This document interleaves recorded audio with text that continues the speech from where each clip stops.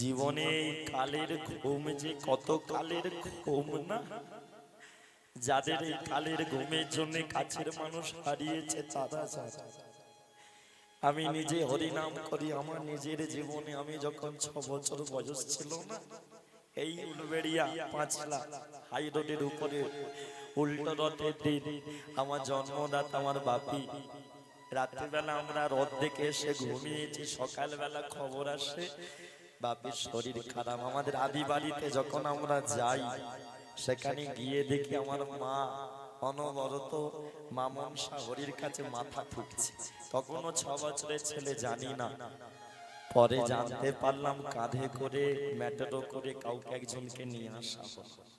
শ্মশানে যখন নিয়ে যাওয়া হয় না, গিয়ে আমি পাশে দাঁড়িয়ে শুধু আবছা ভাবে মুখটা দেখেছিলাম। এখনো মনে পড়ে, সাদা কাপড়ে জড়ানো, পোস্টমর্টম করা, সেই জীবনের শেষ দেখা। এই রাতে বেলা ঘুম এখনো মনে মনে ভাবি, সেদিন যদি না ঘুমাতাম তাহলে হয়তো আজকে জীবনটা অন্যরকম হতো। এই জীবনে ঘুম যে কত কালের ঘুম না, কত মানুষ তার কাছের মানুষকে হারিয়ে ফেলে ঘুমের কারণে। এই রাত জেগে গান করে গিয়ে ঘুমাই, ঘুম ধরে ঘুমিয়ে পড়ি, কিন্তু বুকের ভেতরে এখনো মাঝে মাঝে ভয় ঢুকে থাকে যে এত রাত জেগে ঘুমাচ্ছি, কোনো হোশ থাকে না। ভগবান না করুক যেন কিছু হয়ে যায়, কারণ সেই ঘুম থেকে না উঠতে পারবো না কিছু আটকাতে পারবো। এই জীবনে কাছের মানুষ হারানো যে কি কষ্ট না, সেটা যদি আবার হয় বাবা মা। এই জীবনে সব থেকে বেশি কাছের মানুষের মধ্যে বাবা মা হারানো সব থেকে বেশি কষ্ট। কারণ জানো কি, বাবা মার জায়গায় তুমি কোনোদিন কাউকে বসাতে পারবে না। এই বাবা মা এমন দুটো জিনিস, যে জায়গাতে অন্য কাউকে তাদের জায়গায় তুমি বসাতে পারবে না। তুমি বউ হারালে বউ পাবে, স্বামী হারালে স্বামী পাবে, ছেলে হারালে ছেলে পাবে, কিন্তু বাবা মা হারালে কোনদিন পাবে না। সেই জন্যই আমি যেখানে যেখানে কীর্তন করতে যাই, এ তো আমার ঘরের জেলায় আজকে গাইছি, টানা কয়েকদিন বাইরে বাইরে। ওই যে গত দুদিন বাঁকুড়ায় ছিলাম, তার আগে মেদিনীপুর, দক্ষিণ 24 পরগনা, বাইরে বাইরে কীর্তন ছিল। লাস্ট মনে হয় হাওড়া জেলায় গান করেছি, সেই বৈশাখ মাসে সম্ভবত 8 তারিখ না কত তারিখ খেয়াল করছে না। তো নিজের জেলায় কীর্তন করছে, আমি বাইরে গিয়েও বলি, জীবনে যাই করো, যে যেখানে বসে আছো, কোনদিন বাবা মাকে চোখের জলে কাঁদাবে না। কারণ বাবা মা এমন সম্পদ না, যেটা হারিয়ে গেলে কোনদিন ফিরে পাবে না। বা যাদের বাড়িতে বুড়ো বাবা বুড়ি মা বেঁচে আছে না, অনেকে দেখেছি তারা মোড়ের মাথায় তারা আত্মীয় স্বজনের কাছে কথা বলে, ও আমার মায়ের বয়স হচ্ছে, ভালো লাগে না, কি করে নিয়ে চলবো, বাবার বয়স হচ্ছে, চলা যায় না, বাবাও ঠিক করে কথা বলতে পারে না। মনে রাখবে, কপাল তোমার ভালো, তাই তোমার বয়সকাল পর্যন্ত তোমার মা মাথার উপরে বেঁচে আছে, তোমার বুড়ো বাবা বেঁচে আছে। এই কপাল সবার ভালো হয় না, সবার বয়সকাল পর্যন্ত বাবা মা বেঁচে থাকে না। জীবনে যতদিন প্রাণ আছে ততদিন, কেন বলি জানো তো, এই যে ভগবান, ভগবান খুব জাগ্রত, আমি মানি ভগবান আছে, আমার অগাধ বিশ্বাস, কিন্তু আমি যখন গানে আসি আমাকে ওই ভগবান কোনোদিন এসে বলে না সময় মতো খেয়ে নি সাবধানে যাস। আমি যখন রাত্রিরে ঘরে যাই আমাকে বলে না এই ভগবান যে কিরে খেয়েছিস, বলে আমার ঘরে জীবন্ত ভগবান। তাই তো বলি, জীবনে আগে এই ভগবান ছিল, আছে, থাকবে, এই ভগবানকে পুজো করো, কিন্তু ঘরে জীবন্ত ভগবানের চরণে দিন অন্তে একবার প্রণাম করো। তাও যদি না পারো, দিনের শেষে 5 মিনিট অন্তত বাবা মার পাশে বসো। কেন জানো তো, আমি এইটুকু বলতে পারি, এই গরমের মধ্যে এ শীততলায় বসলে তোমার জানা শান্তি হবে, দিনের শেষে 5 মিনিট বাবা মার পাশে বসলে তোমার মনের সব কষ্ট, শরীরের কষ্ট দূর হয়ে যায়। কারণ বাবা মা এমনই সম্পদ। আমি 2 বছর আগে দক্ষিণ 24 পরগনা রায়দিঘিতে গানে গিয়েছিলাম। ছোট্ট একটা ঘটনা বলি, রায়দিঘিতে গানে গিয়েছিলাম, ঘটনাটা এর আগে আমি কখনো বলিনি, আর বলার আজকে কারণ হচ্ছে, সেই ছেলেটা আমাকে 2 মাস আগে ফোন করেছিল। যেখানে গানে গেছে রায়দিঘিতে, ছেলেটা ব্যাঙ্গালোরে সোনার কাজ করত। এখন সে বাড়িতে এসে ওই রায়দিঘি বাজারে একটা সোনার দোকান করেছে, বাড়িতে কীর্তন দিচ্ছে। সেই জন্য আমি গাড়ি থেকে নামতেই ছুটে এসে আমাকে জড়িয়ে ধরে, দাদা কতদিন তোমাকে ক্যাসেটে দেখেছি, আজকে সামনে থেকে দেখতে পাচ্ছি, খুব ভালো লাগছে। আমার হাতটা ধরে সোজা নিয়ে গেল কোথায় জানো? বিরাট বড় 5 তলা বাড়ি করেছে, কিন্তু 5 তলা বাড়িতে নিয়ে গেল। আমার হাতটা ধরে বলে, দাদা চলো আমাদের আদি বাড়িতে চলো। আমি বলি চলো। আদি বাড়িতে নিয়ে গেছে, মাটির পুরানো বাড়ি। আমি ভাবলাম কেউ হয়তো থাকে না, শুধু ঘোরাবে দেখাবে বলে। ওমা গিয়ে ঢুকে দেখি একটা তক্তপোষ আছে, দেয়ালে একটা তাক করা আছে, একটা র‍্যাক, ওই একটা কাঠের তাক মতো করা আছে, তার উপর একটা হোম থিয়েটার, গান বাজানোর মেশিন, চিপ মেশিন লাগানো আছে, তাতে হরিনাম বাজছে, আর দেখি আমারই কীর্তন বাজছে।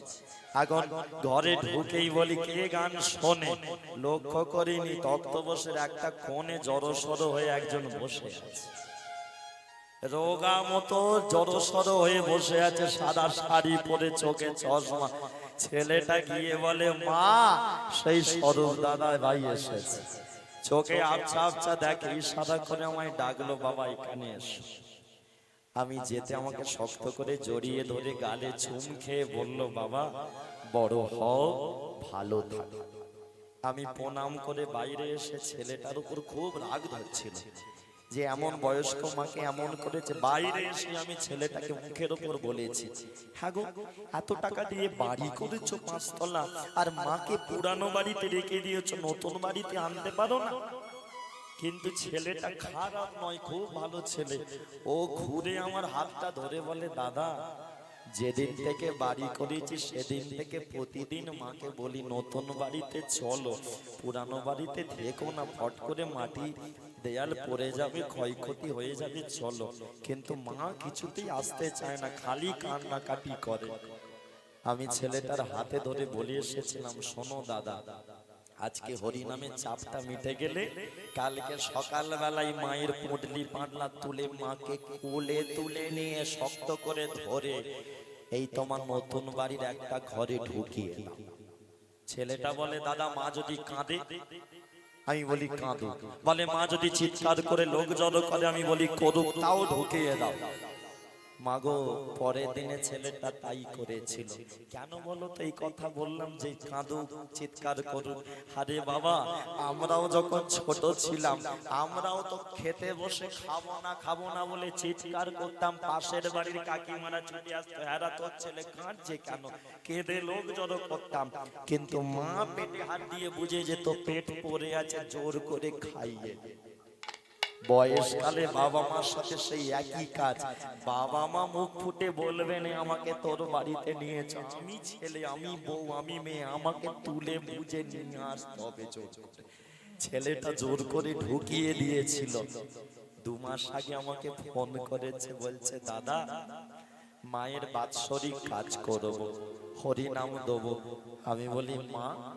বলে সপ্তাহ 2 আগে মা গত হয়েছে।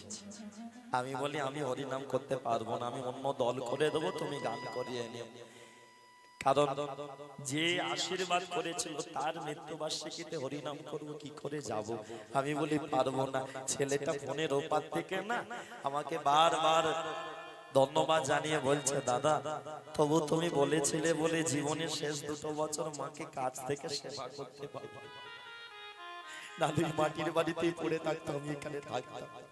তাই জন্য জীবনে বলি, বাবা মা বয়সকালে মুখ ফুটে কিছু বলে না, ওরা শুধু গেটের কাছে দাঁড়িয়ে থাকে, মুখের দিকে ভ্যাল ভ্যাল করে তাকিয়ে থাকে। ও তোমাকে বুঝে নিতে হবে।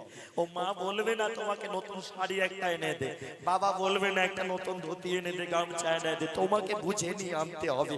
তুমি তো নারী ছেঁড়া ধন, আমরা বাবা মা, আমরা মায়ের নারী ছেঁড়া ধন, আমরা যদি না বুঝি তাহলে কে বুঝে?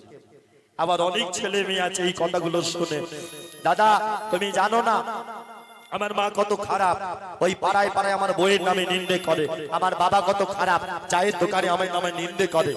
আমি তাদের একটা জোর গলায় কথা বলতে চাই, জীবনে বাবা মা যতই খারাপ হোক, সোনার আংটি বাঁকা হলেও 1000 টাকা দাম, আর সোনার আংটি সোজা হলেও 1000 টাকা। বাবা মা মাথার উপর আছে, সেইটাই বড় কথা, তার উপরে আর কিছু হয় না। একটু আধটু ভুল হবে, হোক, চলতে হবে। এই যে আমি আমার কথা বলছি, জীবনে সত্যি কথা, আমি 5 মাস হলো বিয়ে হয়েছে, আমি একমাত্র ছেলে। আর বিয়ের পর থেকে মা ভাবছে আমার ছেলে পর হয়ে গেছে। মা কি রাগারাগি আমার সংসারে, কদিন খুব একটু রাগারাগি চলছিল। আমি নিজে থেকে মা আমাকেও ভুল বুঝছিল, আমি বউয়ের কথায় উঠছি বসছি এরকম ভাবছে। আমি নিজে মায়ের কাছে গিয়ে মায়ের পা ধরে, মা তোমার ছেলে তোমারই আছে। আমার বউকেও আমি বলে দিয়েছি, মা যদি কোনো খারাপ কথা বলে ছোট বড়, ক্ষণিক বাদে তুমি গিয়ে মায়ের পাশে বসে মায়ের কাছে হাতটা শুধু ধরবে, দেখবে মা আবার তোমাকে আগলে ধরবে। বাবা মা তো এমনই হয়, আমরা নিজেরা ছোট হতে চাই না। মায়ের একটা কথা শুনে, বাবার একটা কথা শুনে আমরা মুখ ফুলিয়ে সাইড হয়ে যাই। আমি বলি ছোট হও বাবা মার কাছে, জীবনে কোনোদিন তোমার সম্মান হানি হবে না। অন্য বাইরের লোকের কাছে ছোট না হয়ে নিজের বাবা মার কাছে পায়ে ধরো, ছোট হও। জীবনে যাই করো বাবা মার যদি পায়ে ধরতে পারো না, দেখবে জীবনে একদিন ওই প্রধানমন্ত্রী নয়, ওই মুখ্যমন্ত্রী নয়, দেখবে ওই ভগবান শ্রীকৃষ্ণ তোমার পাশে নিতাই গৌর হরি বল বলে কৃপা করে। তোমরা যতই যাও না মন্দির মসজিদ,